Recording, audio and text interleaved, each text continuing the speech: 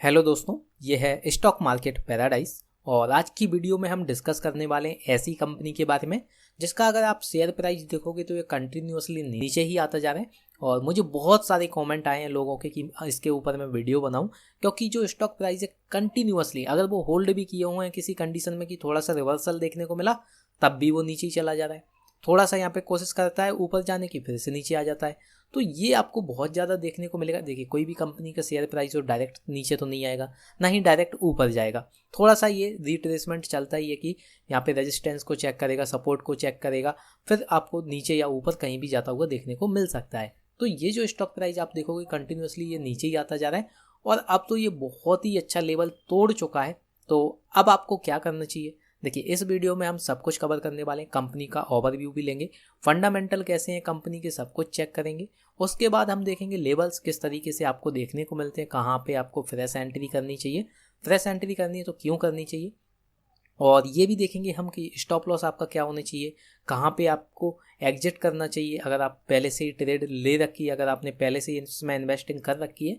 अगर आपके पास कुछ शेयर हैं जो आपके पास अपर लेवल पे हैं और फिर आप यहाँ पे अगर एग्जिट करना चाहते हो तो सही डिसीजन रहेगा एग्जिट करने का या नहीं रहेगा।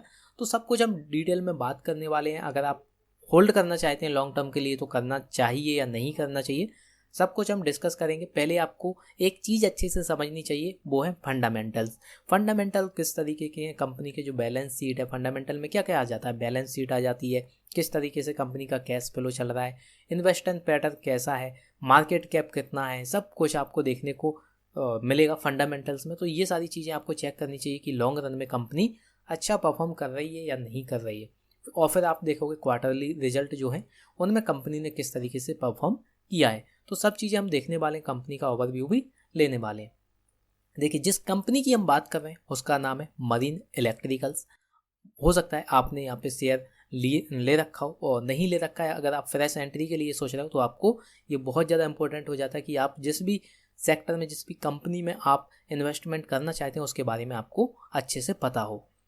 मरीन इलेक्ट्रिकल्स की बात करें तो ये आपको देखने को मिलेगी, इसको आप मरीन इलेक्ट्रिकल प्राइवेट लिमिटेड के नाम से भी जानते हैं। और ये एक इंटीग्रेटेड टेक्निकल सर्विस प्रोवाइडर है जो कि आपको इलेक्ट्रिकल ऑटोमेशन मतलब क्या होता है कि जैसे आपने कोई स्विच दबाया और फैन चल गया, स्विच दबाया और कोई अल्टीमेटली कोई काम हो गया, तो उसे ऑटोमेशन बोलते हैं। ये इलेक्ट्रिकल होते हैं, ये नहीं होते मोबाइल वाले, नहीं होते कि आपने यहाँ पे कोई कीपैड दबाया तो कुछ काम हो गया, वो अलग हो जाता है, वो मोबाइल वाला सिस्टम अलग होता है। ऑटोमेशन ये होता है इसमें इलेक्ट्रिकल चीज़ें होती हैं, सारी इलेक्ट्रिकली यूज होती हैं। जैसे कि अगर अच्छे से आपको मैं समझाऊँ तो यहाँ पे आप देखिए, मान लीजिए आपने कोई स्विच दबाया और जो आप लाइट देखते होंगे दिवाली के टाइम पे जो आपके यहाँ लाइटें होती तो वो ऑटोमेटिकली आपको कभी बंद होती हुई देखने की, कभी जलती हुई आपको देखने को मिलेंगी। उनमें एक पैटर्न चलता है, उसे बोलते हैं ऑटोमेशन। इन्फॉर्मेशन में भी ये कंपनी काम करती है और कम्युनिकेशन टेक्नोलॉजी के सॉल्यूशन भी ये कंपनी देती है। तो कंपनी जो है वो बेहतर सॉल्यूशन यहाँ पे प्रोवाइड करती है जो भी इसके कस्टमर होते हैं।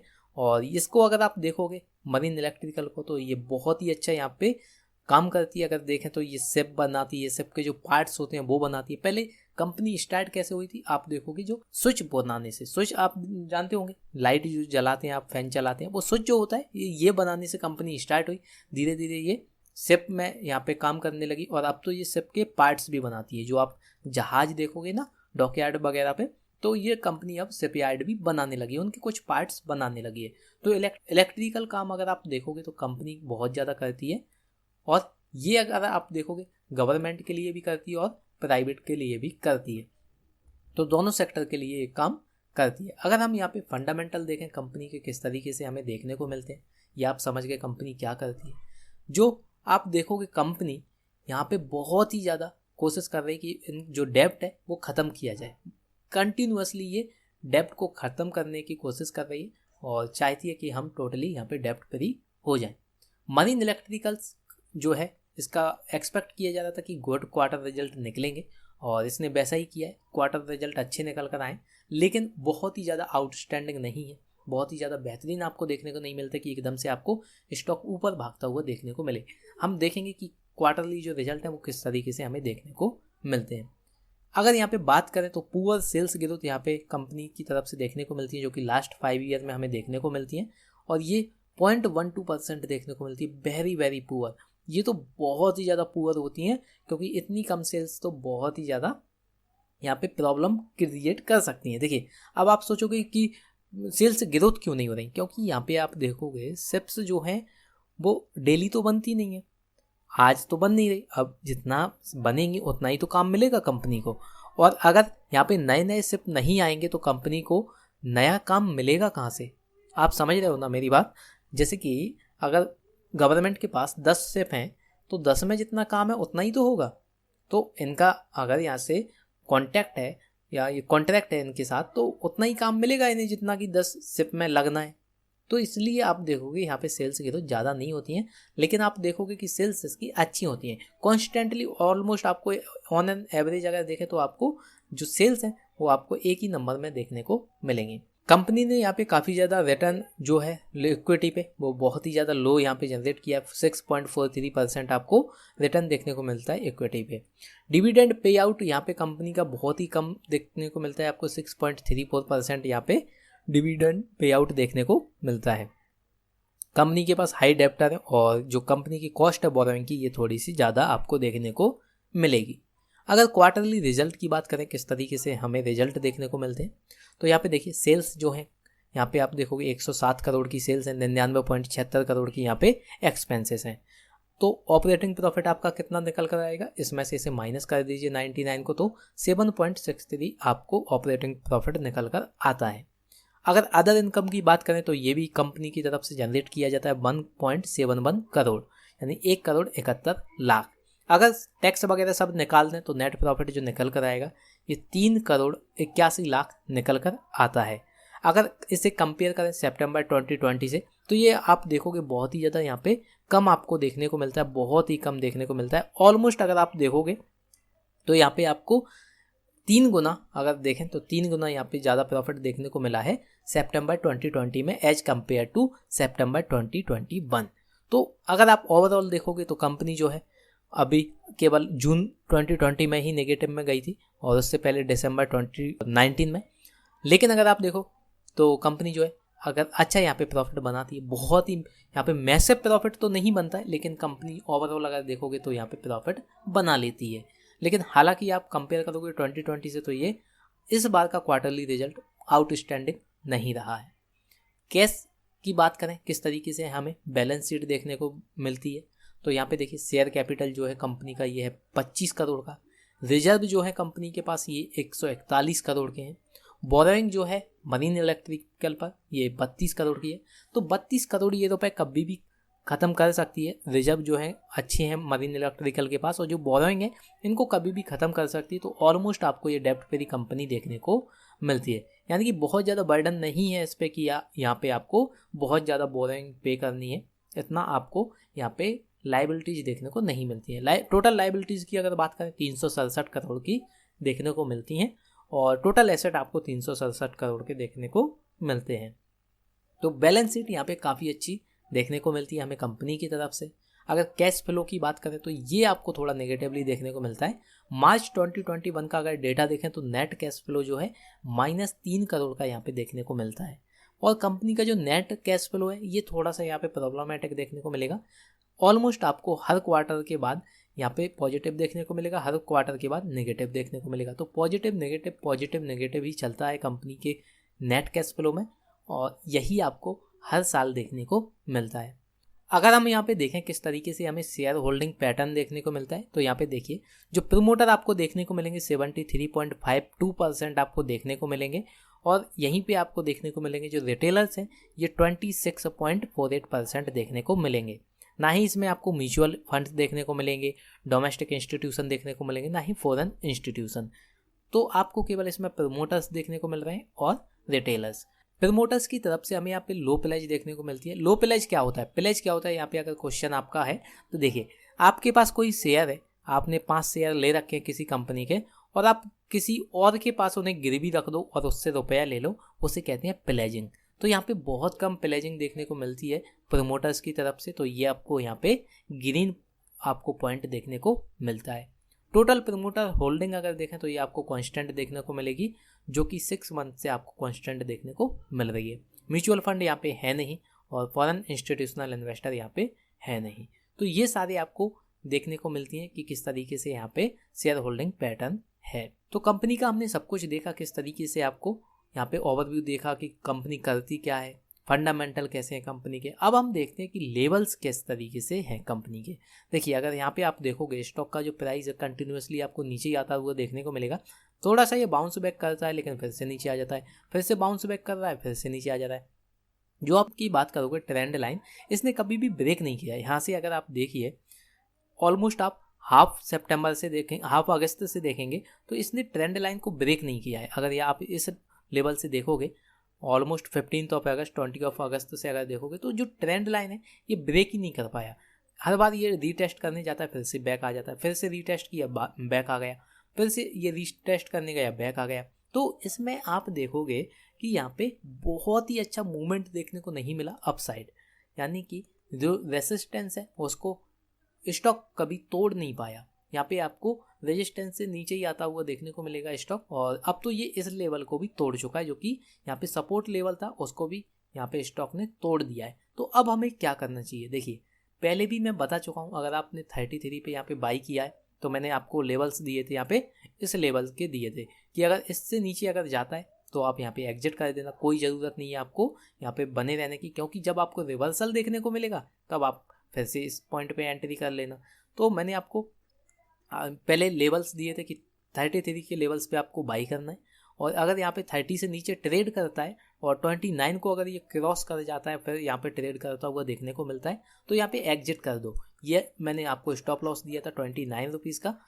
तो अगर आपने कर दिया है, एग्जिट कर दिया है तो बहुत अच्छी बात है। देखिए हमें क्या होता है, कैपिटल हमें अपनी बचानी होती है और कैपिटल हम स्टॉप लॉस की वजह से ही बचा पाते हैं। स्टॉप लॉस कभी भी हमारे रुपयों को लूज नहीं करवाता है, ये हमारे कैपिटल को बचा के रखता है। तो आप स्टॉप लॉस को ऐसे मत देखा करो कि ये हमारी जो प्रॉफिट है उसको छीन लेता है, नहीं, वो आपके लॉस को कम करता है, आपका बड़ा लॉस ना हो जाए उससे आपको बचाता है। अगर देखिए जब भी आप छोटा लॉस बुक नहीं कर सकते तो आप बहुत ज़्यादा यहाँ पे तैयारी कर लेते हो कि मुझे बड़ा लॉस बुक करना है।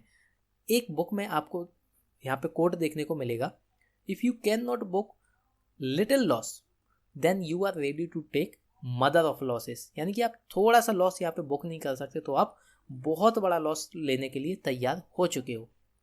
तो इसीलिए आपको अपनी कैपेसिटी के हिसाब से और जो लेवल्स हैं उसके हिसाब से यहाँ पे स्टॉप लॉस रखना चाहिए।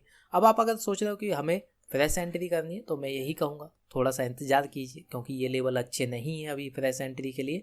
जब भी इसमें पुल बैक आएगा और तब मैं आपको लेवल्स दे दूंगा कि आपको कहाँ पे बाई करना है। फिलहाल कोई भी फ्रेश एंट्री करने का यहाँ पे टाइम नहीं है। यहाँ पे बहुत ही ज़्यादा वॉल्यूम में यहाँ पे सेलिंग देखने को मिल रही है, देखिए बहुत ही ज़्यादा सेलिंग चल रही है।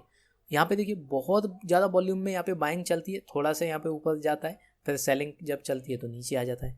तो ये जो शेयर है डायरेक्टली आपको नीचे ही आता हुआ देखने को मिल रहा है। और अगर आप बहुत ज़्यादा ऊपर लेवल पे खरीद चुके हो, जो कि मैंने उस पर वीडियो नहीं बनाई है, तो देखिए आपसे बस मैं यही रिक्वेस्ट करता हूँ कि आप यूट्यूब पे वीडियो देखा करें, सबकी देखा करें, लेकिन ज़रूरी नहीं कि उनको एक्शन में ले लें। हो सकता है आपको किसी ने यहाँ पे जो स्टॉक प्राइस ऊपर गया और थोड़ा सा नीचे आया, कई लोगों ने यहाँ पे सजेस्ट कर देते हैं कि खरीद लो अब ये ऊपर जाने वाला है, थोड़ा सा ऊपर जाएगा भी तो फिर से नीचे आ जाएगा, फिर यहाँ पे कहेंगे खरीद लो फिर से ऊपर जाएगा, थोड़ा सा ऊपर गया फिर से नीचे आया, फिर कहेंगे खरीद लो ऊपर गया। अरे तो ये आपको नहीं करना होता है, आपको टेक्निकली एनालाइज करना चाहिए कि क्या आपको स्टॉक प्राइस खरीदना चाहिए या नहीं खरीदना चाहिए, फंडामेंटली कंपनी को चेक करना चाहिए, सारी चीज़ें देखो, क्वार्टरली रिजल्ट कैसा रहा है कंपनी का, ओवरऑल जो सेल्स हैं कंपनी के पास कितनी आ रही हैं, ये हमेशा कॉन्स्टेंट ही तो नहीं चल रही। देखिए कोई भी कंपनी तब तक ग्रो नहीं कर सकती जबकि उसकी सेल्स हैं वो एक कांस्टेंट लेवल पे हैं। अगर आपको ग्रोथ करनी है तो सेल्स आपकी बढ़नी चाहिए। अगर आपके पास 10 कस्टमर हैं, मान लीजिए आपके पास 10 कस्टमर हैं, रोज़ एक कस्टमर 100 रुपये का यहाँ पे प्रोडक्ट आपसे लेता है, तो आपके रोज़ कितने हो गए 1000। तो आप ग्रो कर पाओगे क्या? आपके पास रोज़ 1000 आ रहे हैं तो अब आप ग्रो नहीं कर पाओगे, आप नीचे ही चले जाओगे। लेकिन अगर आपके पास रोज़ 10 कस्टमर हैं और 5 कस्टमर रोज़ आपके पास बढ़ रहे हैं, तो यानी कि कल 15 हो जाएंगे, फिर उसके बाद 20 हो जाएंगे, फिर 25 हो जाएंगे, तो आप ग्रो करोगे। यहाँ पे इस टाइम पे आप ग्रो करोगे। तो यही चीज़ें हमें देखनी होती हैं। जब भी आपको कोई भी स्टॉक प्राइस ऊपर से नीचे आता हुआ देखने को मिले, कभी यहाँ पे लेवल पे बाई मत करना विदाउट फंडामेंटल, विदाउट कोई भी लेवल के। यहाँ पे बहुत टेक्निकली एनालाइज भी करना पड़ता है कि कौन सा शेयर आपको किस लेवल पे खरीदना चाहिए। देखिए, इस ट्रेंड लाइन को कभी भी ब्रेक नहीं कर पाया स्टॉक प्राइस, जो आपको देखने को मिलेगा ये कभी भी ब्रेक करके थोड़ा सा अगर ऊपर गया भी है तो यहाँ पे बहुत मिनट में भी अगर आप देखोगे फ्रैक्शन ऑफ मिनट में आपको देखने को मिलेगा, यानी कि कुछ सेकंड, 5 सेकंड, 10 सेकंड, तो उसमें आप कुछ कर भी नहीं सकते। तो आपको कंटिन्यूसली ये देखने को मिल रहा है कि नीचे ही आता जा रहा है और कभी भी इस ट्रेंड लाइन को ब्रेक नहीं किया, यानी कि टेक्निकली अगर देखा जाए तो स्टॉक प्राइस ज़्यादा स्ट्रॉन्ग नहीं है। तो अगर आप बहुत ऊंचे लेवल पे खरीद चुके हो तो मेरा आपसे बस यही है कहना है कि आप थोड़ा अच्छे से यहाँ पे कंपनी को एनालाइज किया करें, या फिर अच्छे लोगों की यहाँ पे यूट्यूब पे वीडियो देखा करें। बहुत अच्छे लोग बहुत अच्छा सजेशन देते हैं। मैं ये नहीं कहता कि मेरे ही सजेशन मानिए, बहुत मुझसे भी बड़े बड़े लोग आपको सजेशन देते हैं यूट्यूब पे, लेकिन ज़रूरी नहीं कि आप सबके यहाँ पे एनालाइज कर किए हुए स्टॉक पे ही रुपया लगा दो, खुद भी एनालाइज किया करो। मेरा काम यही है कि मैं आपको कंपनी को निचोड़ कर आपके सामने रख दूँ, जिससे कि आपको कोई भी प्रॉब्लम ना हो फ्यूचर में। और मैं कभी भी आपको विदाउट स्टॉप लॉस कभी भी कोई भी यहाँ पे स्टॉक नहीं बताता हूँ। तो ये मेरा मेन चीज़ होती है कि कोई भी स्टॉक अगर मैं बता रहा हूँ तो पहले स्टॉप लॉस बताना है। मुझे आपको स्टॉप लॉस बताना ही पड़ेगा, क्योंकि इसको नहीं बताऊँगा मैं तो आप लॉस कर बैठोगे, और मैं नहीं चाहता कि आपका बहुत बड़ा लॉस हो। हर स्टॉक प्राइस में आप देखोगे एक टाइम के बाद यहाँ पे डाउन मूवमेंट आता है, डिप आता है, लेकिन अगर ज़्यादा ही डिप आता जा रहा है, अगर यहाँ पे आपको आपके शेयर प्राइस को होना चाहिए था और ये बहुत नीचे जा रहा है, तो इसका मतलब ये डिप नहीं है, ये अब क्रैश लेवल पे चल रहा है। ये बहुत ही नीचे आपको देखने को मिल सकता है आने वाले टाइम में। हाँ, ये अगर मरीन की बात करें तो ये आपको 2020 के बाद ये थोड़ा ऊपर सर्ज होता हुआ देखने को मिला था। इस लेवल पे पहुंच चुका, 60 के लेवल पे पहुंच चुका। फिर यहाँ पे थोड़ा सा डाउन आया, लोगों ने कहा खरीद लो, ये 60 के ऊपर जाने वाला है, और क्या हुआ, ये नीचे ही आता गया। फिर बोले कि 50 पे खरीद लो, ऊपर जाने वाला है, फिर क्या हुआ, नीचे ही आ गया। तो 40 पे खरीदा कई लोगों ने, अब तो ये आपको देखने को मिल रहा है 28 पे।